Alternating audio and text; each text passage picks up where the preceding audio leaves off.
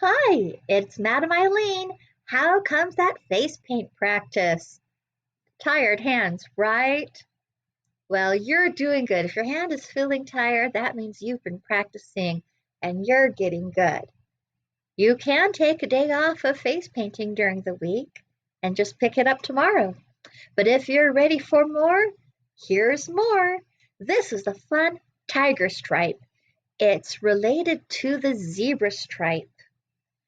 So you're going to go thin to thick to thin, but you're going to add a little shimmy wiggle to your line. All right, let's get started. Let's adjust the camera and load the brushes. Well, I'm adjusting the camera. Load those brushes. Are you ready? Here's my paper towel from cleaning my board from last time. All right, I'm going to spray water on my white palette, twist and roll my brush across. Here we go. If you've loaded up your brush and your tip of your brush doesn't look sharp, put it back on your face paint kit. So if it doesn't look sharp, pull it back across while twisting and pulling up on it and check the tip. Do you have a better tip now? I do. Now, tiger stripe.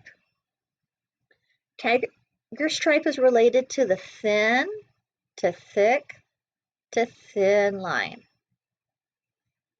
But it has a wiggle, a shimmy. So I'm going to start thin. I'm going to start wiggling my brush, laying it down thick and then pulling it up while wiggling it, and then straightening it out. You can be messy. You can be sloppy with a tiger stripe. You can go thin, start to shimmy. You can keep it thin. You can make it really thick and fat. Some tiger stripes will be horizontal, but most like to change directions. So here we are, we're going to go thin to thick, shimmy, and at its thickest part, we start pulling it up and shimmy and shake it thinner with a little wiggle. And that is a tiger stripe.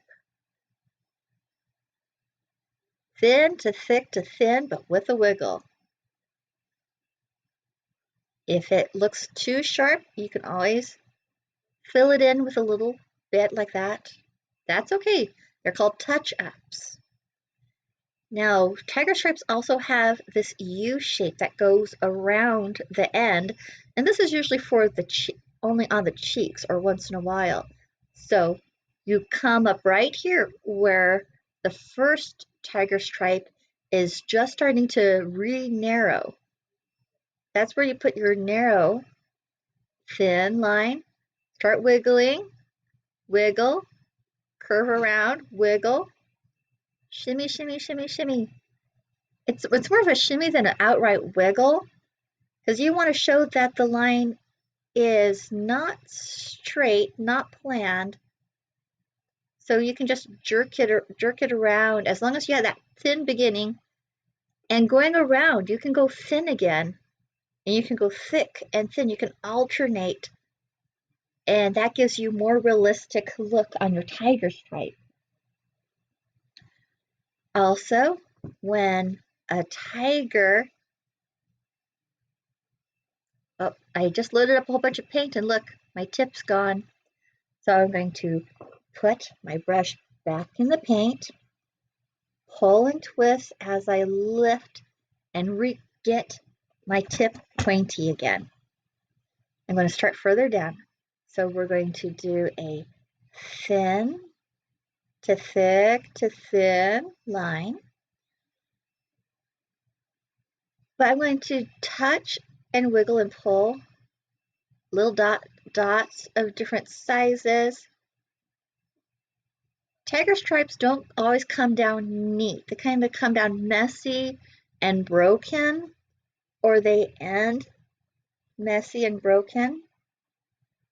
So you can see just a little touch, a little wiggle, a dash, a dot here.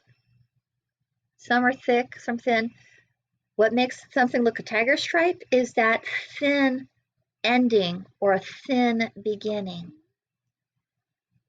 So have fun practicing your tiger stripes. Thin to thick to thin, thin to thick to thin and change directions. Thin to thick, wiggle, shimmy.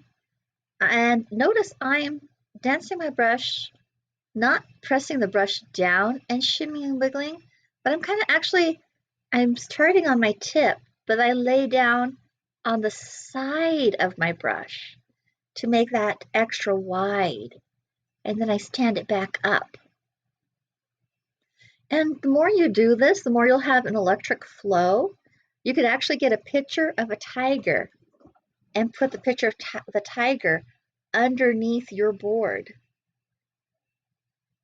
And so you can actually practice the tiger underneath your mat, practicing the flow of the lines on the tiger's face.